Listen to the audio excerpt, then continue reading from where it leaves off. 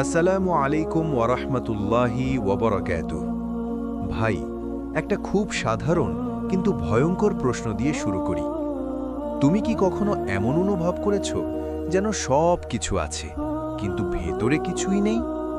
হাসি আছে, কাজ আছে, মোবাইল আছে, মানুষ আছে, তবুও বুকের ভেতরে একটা অদ্ভুত শূন্যতা, একটা ভার, একটা চাপ, একটা অস্থিরতা। রাতে শুয়ে থাকো, ঘুম আসে না, দিনে ব্যস্ত থাকো, তবুও শান্তি নেই। ভাই, এটা কোনো কাকতলীয় ব্যাপার না, এটা তোমার আত্মার কান্না। আধুনিক মানুষের নীরব কষ্ট। আজকের মানুষ খুব ব্যস্ত কিন্তু খুব একা। আজকের মানুষ অনেক জানে কিন্তু খুব কম বোঝে। আজকের মানুষ সব কিছু অর্জন করতে চায় কিন্তু নিজেকে হারিয়ে ফেলে। সাফল্য আছে কিন্তু শান্তি নেই, কারণ মানুষ তার দেহের যত্ন নেয় কিন্তু আত্মাকে অনাহারে রাখে। আর অনাহারে থাকা আত্মা একসময় চিৎকার করে ওঠে। এই চিৎকারটাই হলো হৃদয়ের শূন্যতা। আত্মা কি চায়? ভাই, আত্মা টাকা চায় না, আত্মা খ্যাতি চায় না, আত্মা মানুষের প্রশংসা চায় না। আত্মা শুধু একটাই জিনিস চায়, তার রবকে। আল্লাহ বলেন, আমি মানুষ ও জিনকে সৃষ্টি করেছি শুধু আমার ইবাদতের জন্য। সূরা আয-যারিয়াত ৫৬। ইবাদত মানে শুধু নামাজ না, ইবাদত মানে আল্লাহকে জীবনের কেন্দ্রে রাখা। যেদিন আল্লাহ জীবন থেকে সরে যান, সেদিন থেকেই শূন্যতা শুরু হয়। কেন সব পেয়েও শান্তি আসে না? ভাই, খুব গভীর একটা সত্য বলি, তুমি যদি এমন কিছুর পেছনে দৌড়াও যা তোমার জন্য সৃষ্টি হয়নি, তাহলে তুমি ক্লান্ত হবে কিন্তু পরিতৃপ্ত হবে না। মানুষ সৃষ্টি হয়েছে আল্লাহর জন্য, আর আমরা দৌড়াচ্ছি দুনিয়ার জন্য। ফলাফল হতাশা, অস্থিরতা, শূন্যতা। এই কারণেই একজন ধনী মানুষও কাঁদে, একজন সফল মানুষও ডিপ্রেশনে পড়ে, কারণ সে নিজের মূল উদ্দেশ্য হারিয়ে ফেলেছে। আল্লাহকে ভুলে গেলে কি হয়? আল্লাহ বলেন, আর যে আমার স্মরণ থেকে মুখ ফিরিয়ে নেয় তার জীবন হবে সংকীর্ণ। সূরা তহা ১২৪। লক্ষ্য করো, আল্লাহ বলেননি তার টাকা কম হবে বা তার স্বাস্থ্য খারাপ হবে। তিনি বলেছেন জীবন সংকীর্ণ হবে, মানে মন প্রশান্ত হবে না, বুক হালকা হবে না, হাসি হলেও শান্তি থাকবে না। এইটাই আজকের বাস্তবতা। মানুষ ভুল জায়গায় শান্তি খোঁজে।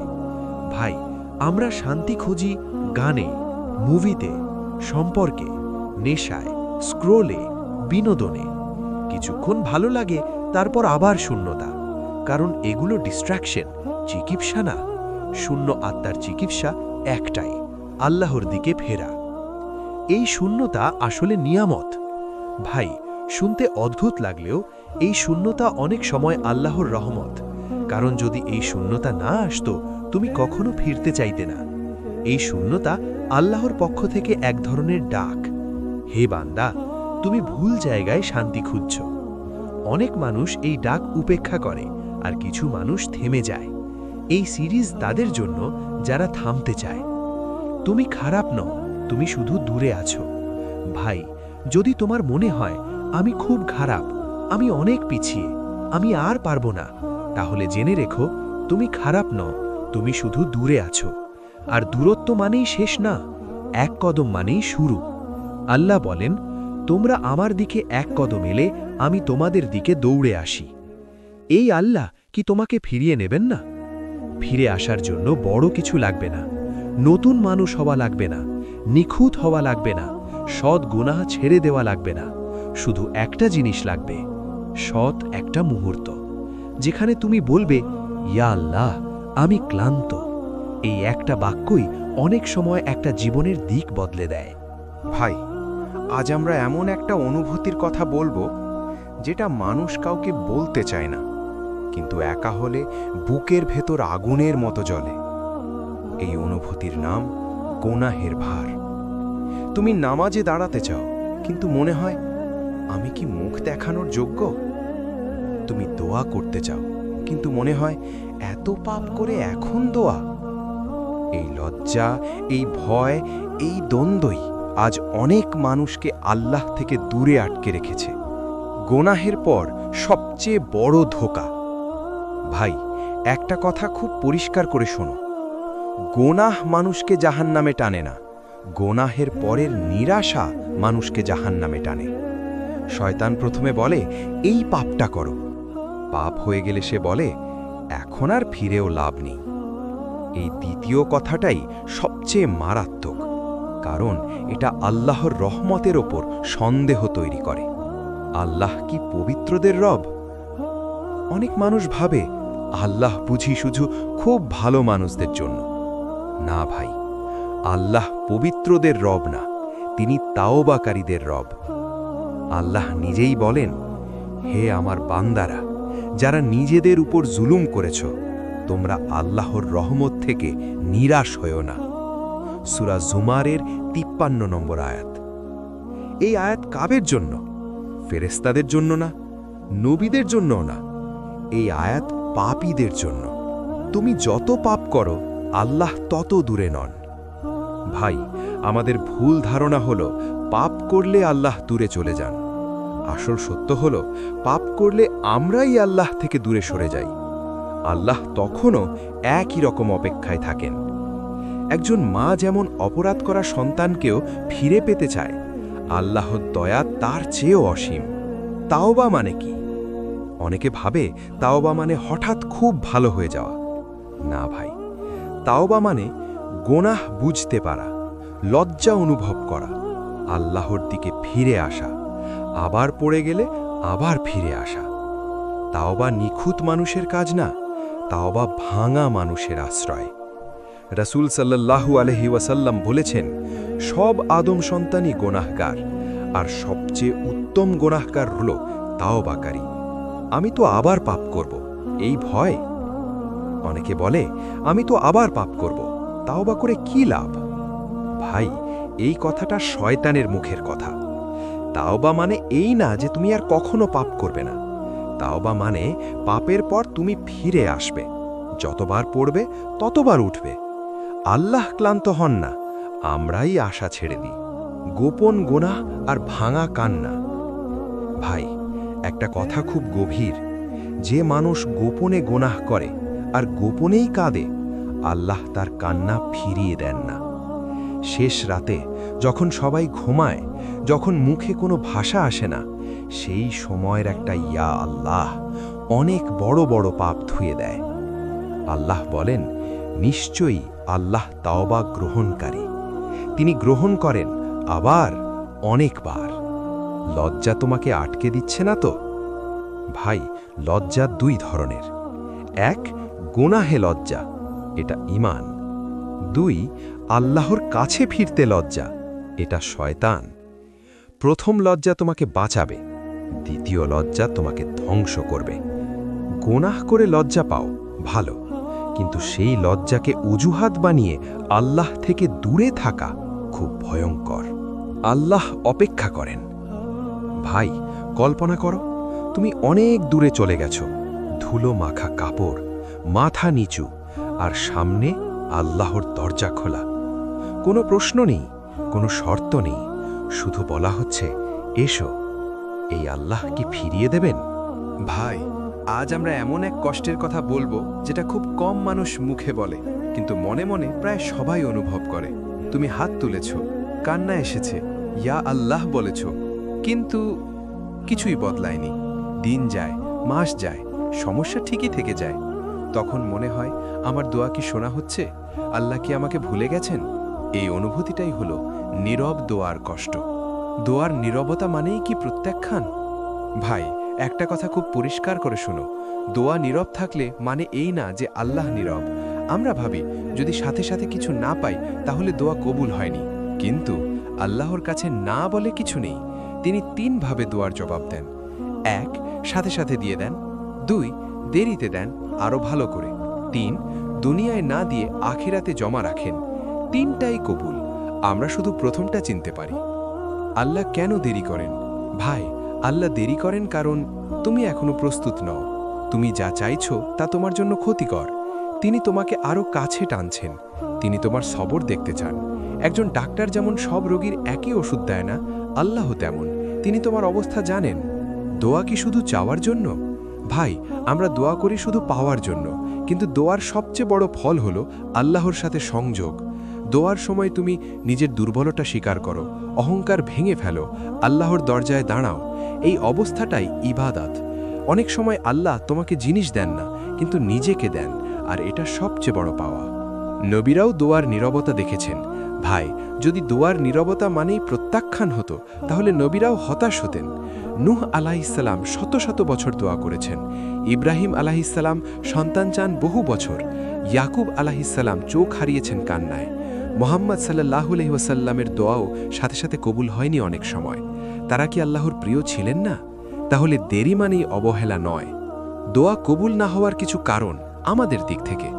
ভাই, নিজেকে যাচাই করা দরকার। হারাম খাওয়া, হারাম উপার্জন, অন্যায় করে তওবা না করা, নামাজে গাফিলতি, দোয়া করে নিজেই হাল ছেড়ে দেওয়া, এগুলো দোয়ার পথে পর্দা হয়ে দাঁড়ায়।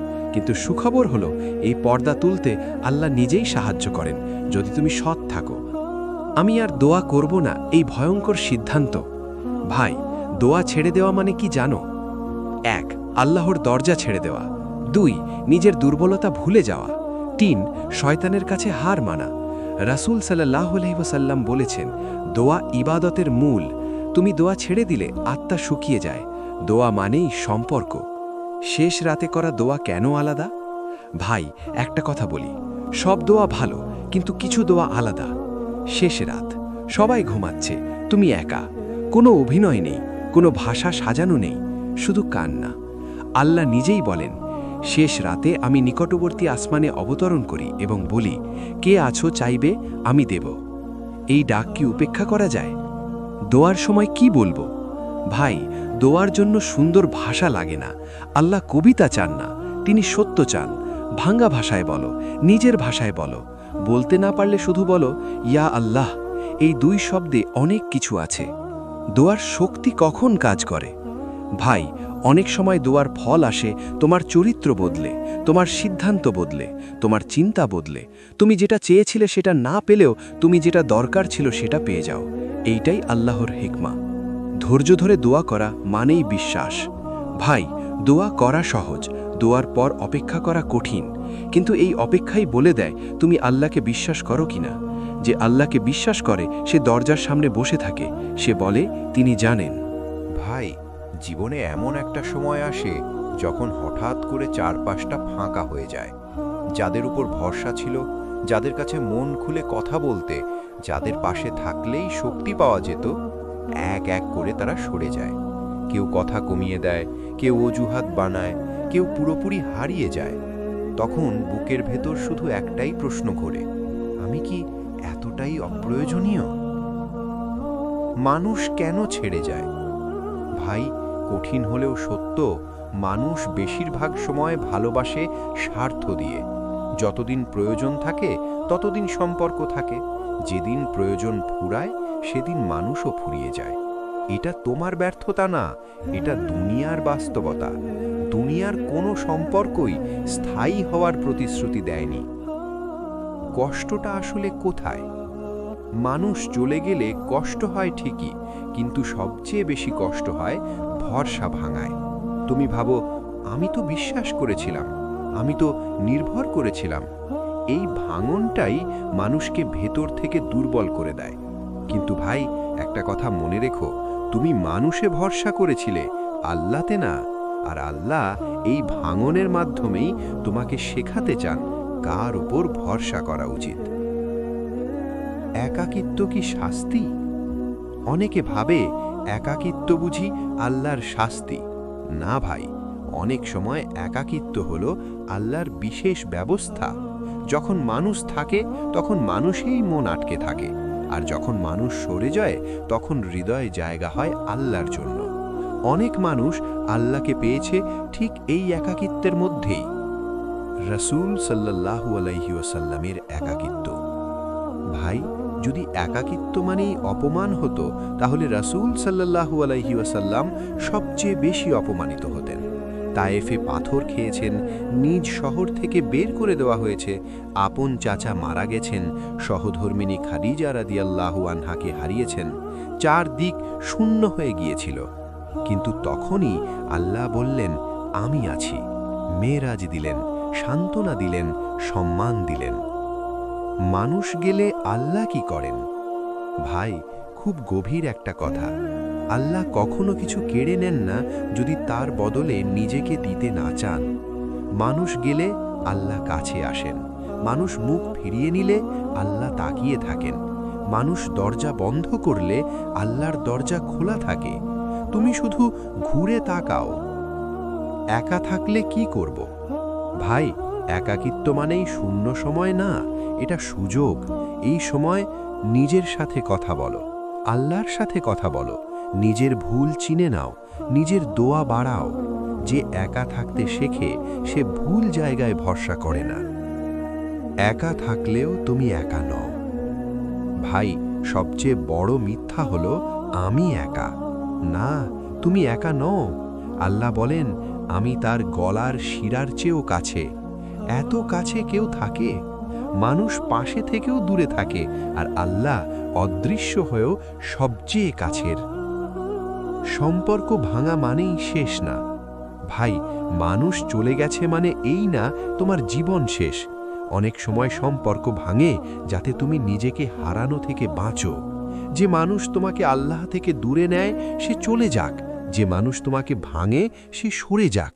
আল্লাহ কখনো তোমাকে একা করেন না, তোমাকে ধ্বংস করার জন্য। আল্লাহর সাথে সম্পর্ক গড়ার সময়। ভাই, এই সময়টাকে হালকা ভেবো না। এই সময়ই গভীর দোয়া হয়, চোখের পানি পড়ে, অহংকার ভাঙে, ঈমান শক্ত হয়। যে এই সময় আল্লাহকে ধরে সে পরে কাউকে ধরে কাঁদে না। ভাই, একটা প্রশ্ন আজ খুব খোলাখুলি করি। নামাজ তোমার কাছে কি? শান্তি? না। দায়িত্ব? না। বোঝা? সত্য কথা বললে অনেকেই নামাজকে বোঝা মনে করে। আজ আমরা কাউকে বিচার করব না, আজ আমরা সত্য বলবো, কারণ সত্য না বললে ফিরে আসা যায় না। নামাজ কেন বোঝা মনে হয়? ভাই, নামাজ বোঝা লাগে কারণ আমরা নামাজকে কর্তব্য বানিয়েছি, সম্পর্ক বানাইনি। আমরা নামাজে দাঁড়াই কিন্তু উপস্থিত থাকি না। মুখ নড়ে, মন ঘুরে বেড়ায়। যেখানে সম্পর্ক নেই সেখানে চাপ থাকেই। নামাজ আসলে কি? নামাজ কোনো রুটিন না, নামাজ কোনো শাস্তি না। নামাজ হলো আল্লাহর সাথে সরাসরি সাক্ষাৎ, দিনের মাঝে পুনরায় চার্জ নেওয়া, ভাঙা হৃদয়ের আশ্রয়স্থল। রাসূল বলতেন, নামাজে আমার চোখের শীতলতা। বোঝা হলে তিনি এটা বলতেন না। নামাজে আমরা কি হারাই? ভাই, আমরা নামাজ পড়ি কিন্তু নামাজ পাই না, কারণ আমরা দেরি করি, তাড়াহুড়ো করি, মোবাইল রেখে আসি না, সমস্যা নামাজে নিয়ে যাই না। নামাজ শান্তি দেয় যখন তুমি নিজেকে নিয়ে যাও। নামাজ না পড়লে কি হয়? ভাই, নামাজ না পড়লে শাস্তির ভয় আছে, হ্যাঁ, কিন্তু তার চেয়েও বড় ক্ষতি আছে। হৃদয় শক্ত হয়ে যায়, দোয়া শুকিয়ে যায়, গুনাহ সহজ লাগে, অস্থিরতা বাড়ে। অনেক মানুষ বলে, আমি শান্তি পাই না, কিন্তু নামাজের দরজা বন্ধ করে শান্তি খোঁজে। নামাজ কেন সব সমস্যার মাঝেও ফরজ? ভাই, আল্লাহ জানতেন তুমি ব্যস্ত হবে, তুমি ক্লান্ত হবে, তুমি ভেঙে পড়বে, তবুও নামাজ ফরজ করেছেন, কারণ ভাঙা অবস্থায় মানুষের সবচেয়ে বেশি আল্লাহর দরকার। আল্লাহ নামাজে কি চান? আল্লাহ নিখুঁত কিরাত চান না, আল্লাহ লম্বা দোয়া চান না। তিনি চান উপস্থিত হৃদয়, ভাঙা মন, সৎ চেষ্টা। তুমি যদি শুধু এতটুকু বলো, ইয়া আল্লাহ, মন বসে না, এই কথাটাও ইবাদত। নামাজ কিভাবে শান্তি হয়? ভাই, নামাজ শান্তি হয় যখন তুমি বুঝে পড়ো, তুমি ধীরে পড়ো, তুমি কথা বলার মতো করে পড়ো, তুমি সিজদায় সময় দাও। সিজদা হলো সবচেয়ে কাছের জায়গা। যেখানে মাথা নিচু সেখানে হৃদয় উঁচু হয়। যারা বলে আমার মন বসে না, ভাই, মন বসে না মানে তুমি খারাপ নও। মন বসে না কারণ তুমি অভ্যাস হারিয়েছ, তুমি ব্যথা লুকিয়ে রেখেছ। মন বসে না মানে তোমার নামাজ দরকার। নামাজ ছাড়লে মন আর বসবে না। নামাজ আর গুনাহের সম্পর্ক? ভাই, নামাজ গুনাহ মুক্ত মানুষ বানায় না, কিন্তু নামাজ গুনাহকে লজ্জা দেয়, গুনাহকে কঠিন করে তোলে, ফিরে আসার পথ খুলে রাখে। যে পড়ে না সে ধীরে ধীরে ফেরার পথ ভুলে যায়। একদিন নামাজ শান্তি হবেই। ভাই, আজ যদি নামাজ বোঝা লাগে তার মানে এই না কালও লাগবে। নামাজ এমন, যত ধরো তত ধরবে। আজ শুধু দাঁড়াও, আজ শুধু চেষ্টা করো। একদিন তুমি নিজেই বলবে, আমি নামাজ ছাড়া থাকতে পারি না। ভাই, আজকের বিষয়টা খুব গুরুত্বপূর্ণ। দুনিয়ার মোহ এবং আখিরাতের বাস্তবতা। আমরা যেদিন দুনিয়ার মোহে হারাই, সেদিনই আখিরাত দূরে চলে যায়। আমরা ধন, খ্যাতি, প্রেম, সাফল্য সব চাই, কিন্তু শান্তি পাই না। আজ আমরা দেখব কেন দুনিয়ার মোহ আমাদের চুরি করে এবং কিভাবে আখিরাতের দিকে মনোযোগ দিলে শান্তি আসে। দুনিয়ার মোহ মানে কি? ভাই, দুনিয়ার মোহ হলো যে জিনিস আজ দরকার মনে হয়, কাল তা শূন্য মনে হয়। যা ধরে রাখার চেষ্টা করি, সেটাই হাতে ধরা যায় না। মানুষ ধন সম্পদ, ক্ষমতা, খ্যাতি এবং বন্ধুত্বের জন্য মরেও, কিন্তু শেষ পর্যন্ত এসব অস্থায়ী, ফুরিয়ে যায়, শূন্য হয়। কোরআন বলছে, দুনিয়া জীবনের সুখ সুবিধা কেবল একদিনের খেলা এবং আখিরাতি স্থায়ী। সূরা হাদীদ 20। দুনিয়ার মোহ আমাদের হারায়। ভাই, যখন আমরা দুনিয়ার দিকে তাকাই, তখন আমরা অস্থির হই। আমাদের মন শান্ত হয় না। মানুষকে বিচার করি, নিজের খারাপ ভুলে যাই। দুনিয়া যেমন প্রলুব্ধ করে, তেমনি মানুষকে আলাদা করে আল্লাহ থেকে। মোহ যদি খুব বেশি হয়, তাহলে মানুষ দোয়া, নামাজ, ইবাদত, তওবা সব ভুলে যায়। আখিরাতের বাস্তবতা। ভাই, আখিরাত হলো স্থায়ী, অনন্ত, শান্তির জায়গা, যেখানে কোনো কষ্ট নেই, যেখানে আল্লাহর নিকটতা আছে। কোরআন বলছেন, যারা আল্লাহকে ভয় করে তাদের জন্য আছে বাগান, যেখানে নদী প্রবাহিত। সূরা বাকারা 25। আখিরাতের প্রতি সচেতন মানুষ কখনো দুনিয়ায় হারায় না। রাসূল সাল্লাল্লাহু আলাইহি ওয়াসাল্লাম কখনো দুনিয়ার মোহে বিভ্রান্ত হননি। তারা সবই জানতেন, ধন, খ্যাতি, সাফল্য সবই অস্থায়ী। তাদের চাওয়া একটাই, আল্লাহর সন্তুষ্টি। সাহাবারা যেমন জাবের ইবন আব্দুল্লাহ, ওমর ইবন খাত্তাব সবকিছু হারালেও ঈমান হারাননি। এইটাই আমাদের শেখা প্রয়োজন। দুনিয়া বনাম আখিরাতের পরীক্ষার উদাহরণ। ভাই, আমাদের জীবনও পরীক্ষা। তুমি কতটুকু দুনিয়ার জন্য কাজ করছো? তুমি কতটুকু আখিরাতের জন্য চেষ্টা করছো? যদি দুনিয়া প্রধান হয়, তাহলে ছোট সমস্যা, ছোট দোষ সবই মন কাঁপায়। আল্লাহর দিকে তাকালে ভালোবাসা, ধৈর্য, শান্তি সব আসে। দুনিয়ার মোহ থেকে মুক্তি। ভাই, মুক্তি পেতে ধন সম্পদকে বন্ধুর মতো দেখো, প্রভু নয়। সম্পর্ক, খ্যাতি, শক্তিকে পরীক্ষা মনে করো। ইবাদতকে মূল রাখো, মজা বা দায়িত্ব নয়। আখিরাতের চিন্তা সব সময় মনে রাখো। যে মুক্তি পাবে, সে দুনিয়ার মোহেও শান্তি খুঁজে পাবে। আখিরাতকে জীবনের কেন্দ্রবিন্দু বানানো। ভাই, আমাদের কাজ প্রতিদিন আখিরাতের দিকে তাকানো, ছোট সিদ্ধান্ত আখিরাতের জন্য করা, দুনিয়ার সুখে হারানো এড়িয়ে চলা, দোয়া, তওবা, নামাজ, সাদকা সবই নিয়মিত করা। এই ছোট ছোট কাজই একদিন তোমাকে আখিরাতের শান্তি দেবে। ভাই, আজকের বিষয়টা খুব গুরুত্বপূর্ণ। দুনিয়ার মোহ এবং আখিরাতের বাস্তবতা।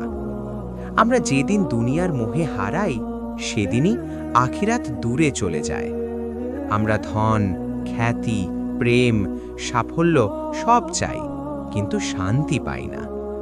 আজ আমরা দেখব কেন দুনিয়ার মোহ আমাদের চুরি করে এবং কিভাবে আখিরাতের দিকে মনোযোগ দিলে শান্তি আসে। দুনিয়ার মোহ মানে কি?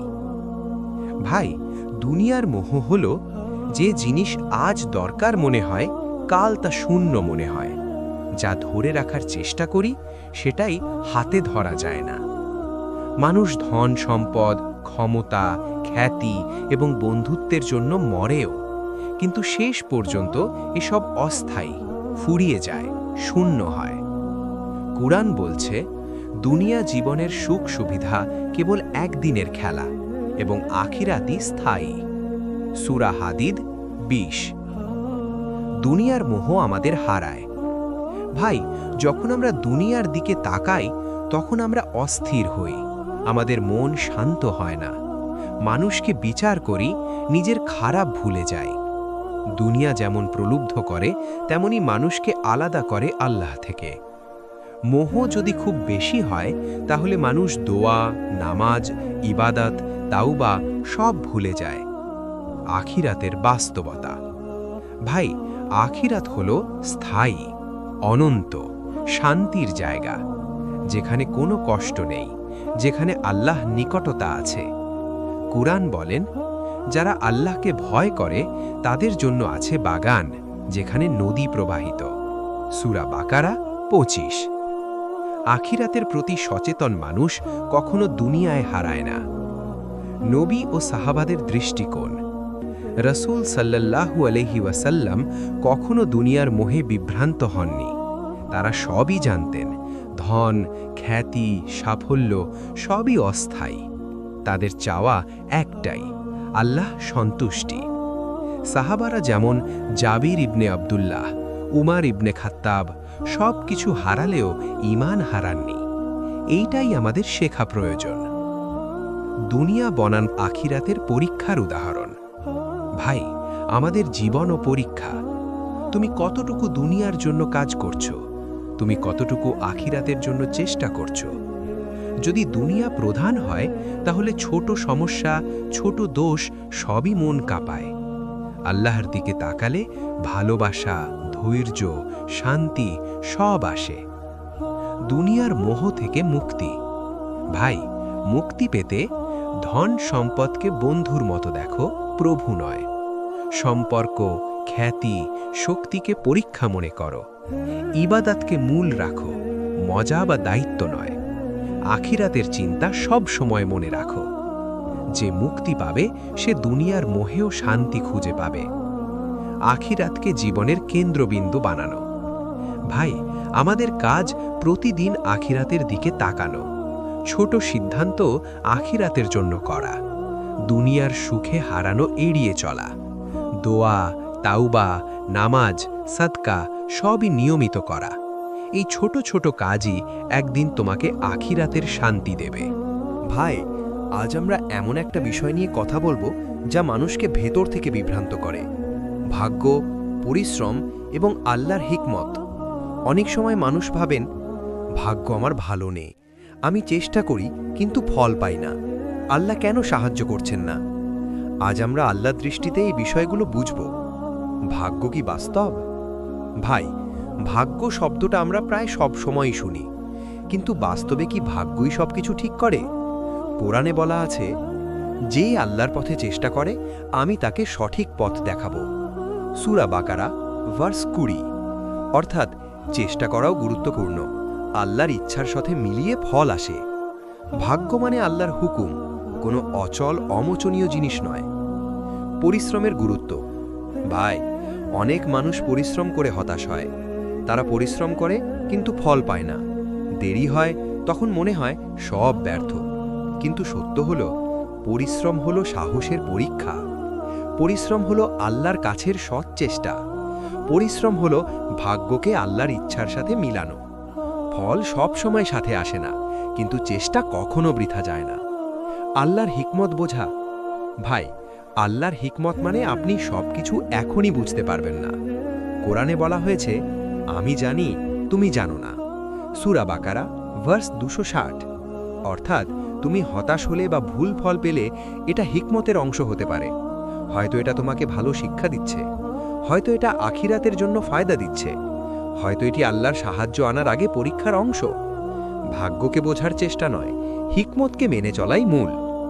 পরিশ্রম ও হিকমত মিলিয়ে জীবন। ভাই, জীবন হলো 3টি স্তরের সমন্বয়। 1, পরিশ্রম, তুমি যা করতে পারো। 2, ভাগ্য, আল্লাহর ইচ্ছা যা তোমার নিয়ন্ত্রণের বাইরে। 3, হিকমত, আল্লাহ কেন এইভাবে চলাচল করাচ্ছেন।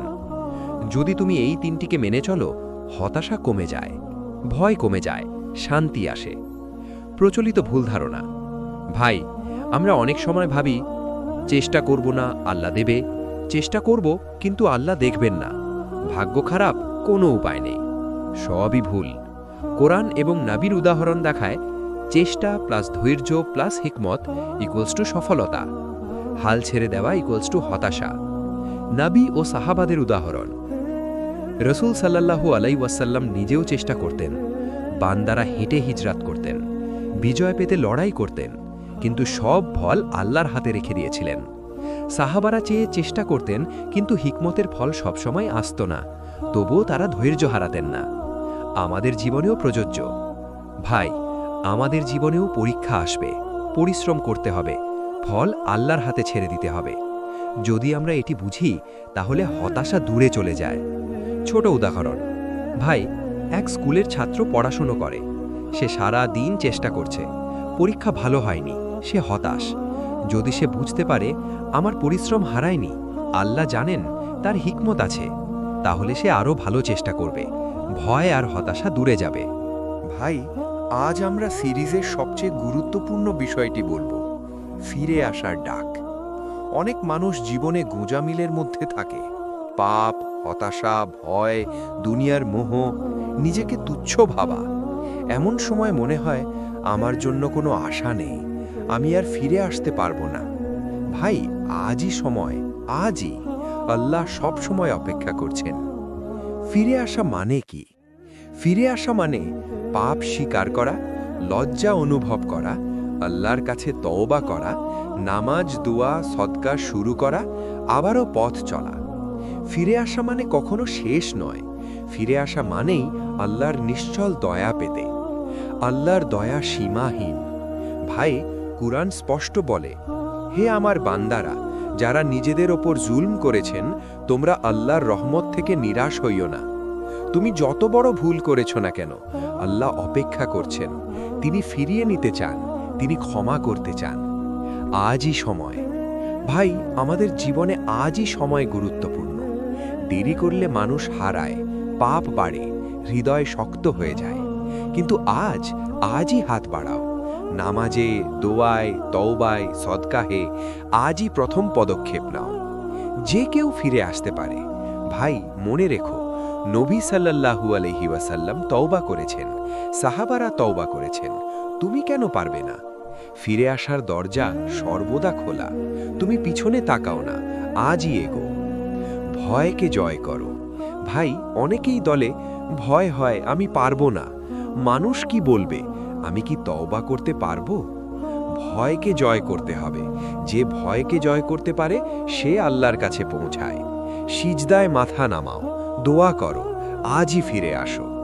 নামাজ, দোয়া ও সদকা প্রথম ধাপ। ভাই, ফিরে আসার প্রথম ধাপ হলো নামাজ নিয়মিত করা, দোয়ায় হাত বাড়ানো, ছোট সদকা দিয়ে শুরু করা। এই তিনটি ছোট পদক্ষেপ তোমাকে আল্লাহর কাছে ফিরিয়ে আনবে। প্রত্যেক পদক্ষেপ আল্লাহর কাছে অমূল্য। শেষ বার্তা, ভাই, আজই সময়, আজই তওবা করো, আজই মন ফিরিয়ে আনো, আজই নামাজ ও দোয়ায় নিজেকে ধরো। মনে রেখো, যে আল্লাহর কাছে ফিরে আসে তার জন্য কখনো দেরি নয়। আজ যদি তুমি ফিরে আসো, আল্লাহ অপেক্ষা করছেন, আজই সময়।